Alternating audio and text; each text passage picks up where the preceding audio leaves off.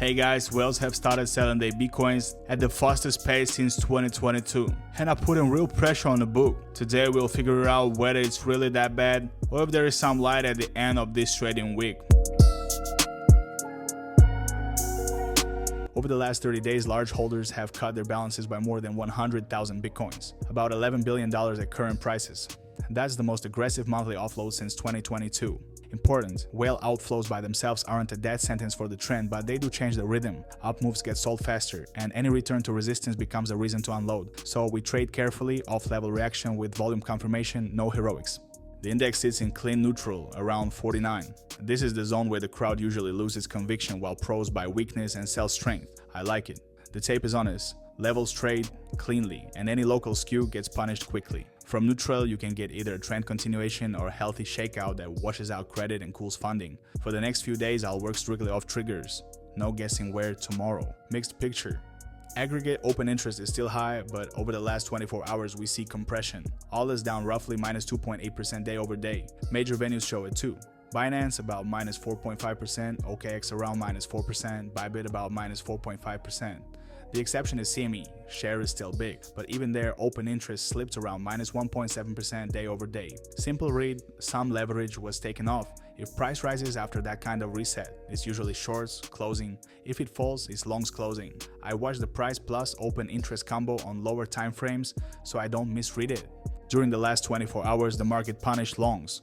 Total liquidations around $214 million, of which roughly $168 million were longs and about 46 million shorts. On the 4-hour slice, it's closer to balanced.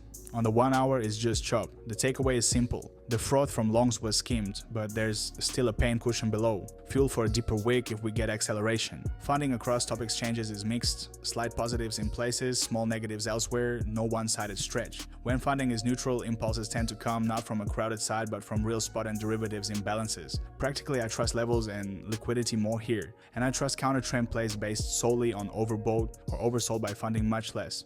On Binance, the tallest bars cluster in two bands, nearest above price 111,300 to 112,200, next band 113,000 to 114,500. Below, stacked clusters sit around 109,200 to 108,600 and deeper, toward 107,500. My read is this. If we hold 111,000 and take out 111,300, the market can magnet to 112 plus and then 113 to 114, where shorts feel pain, and a first serious seller response is likely. If 109,200 breaks, the path opens to stop sweeps at 108 to 107.5. There I watch the candle response. Long wicks plus falling open interest will mean longs closing, and a reason to look for a reversal formation. The heat map shows heavy shelves of supply at 113.5 to 114.5 and solid demand pockets at 108 to 109.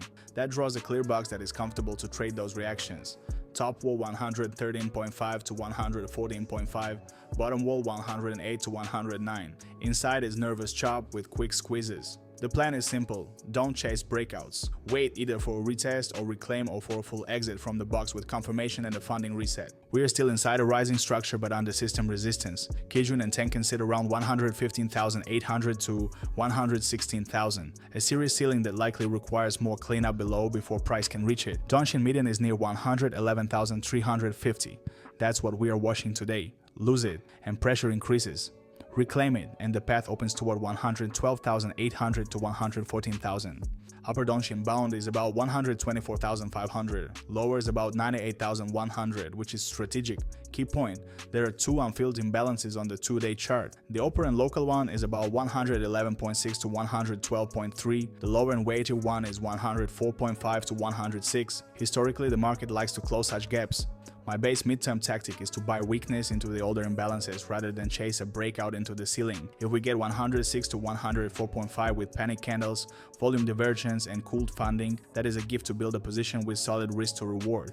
The key references are as follows. Yesterday's high is 112,138. The first magnet on any reclaim of 111,200 to 111,400. The current balance area is 110,700 to 111,000, and this decides the day. If we hold and close above above, I work long. If we lose it and close below, it is likely a test of 109,200. Then yesterday's low is 109,276 and a body close through it opens 108.6 or 108. S1 by classic pivots is 105,783. It lines up with the top of the older imbalance and is my level of the week. How I plan to act: first scenario, reclaim and push higher. I wait for a return on holds of 111,200 to 111,400 on volume. Entry is on pullback or retest. Stop below 110,600. Targets are 112,100 and then 113,000. With partial take profit around 113.5 to 114.5. If open interest drops on the rise and funding drifts positive, I speed up taking profit because that is more short squeeze than sustained demand. Second scenario, sweep below. Break 109,276 and accelerate into 108.6 to 108. I watch for a long tail tape buying and funding back to zero or negative, then take a probe long with a tight stop beyond the wick. The first target is 110.7 to 111, then manage. Third scenario, whale-driven panic. If selling from the highs resumes and they drag price to 106 to 105.8, I switch to the midterm plan. I scale in within the 106 to 105 imbalance, stop below 104.2 under the block, working target 111.3 to 112, strategic 115.5 to 116 on the 2-day Kijun and Tenkan. It is a swing, and the position size is moderate. What I do not want to do now is short, just because whales are selling, and buy into the sky under 113.5 to 114.5, where liquidation magnets and active sellers sit. Overall, the midterm outlook remains intact as long as the 2-day structure holds 109 to 108, and there is no daily close below 106 with rising open interest on the drop. Such a setup would point to continued unloading toward 104.5 to 104.0, the lower edge of the imbalance. Don't forget to subscribe to the channel and hit the like button on this video, it really matters. See you in the next one.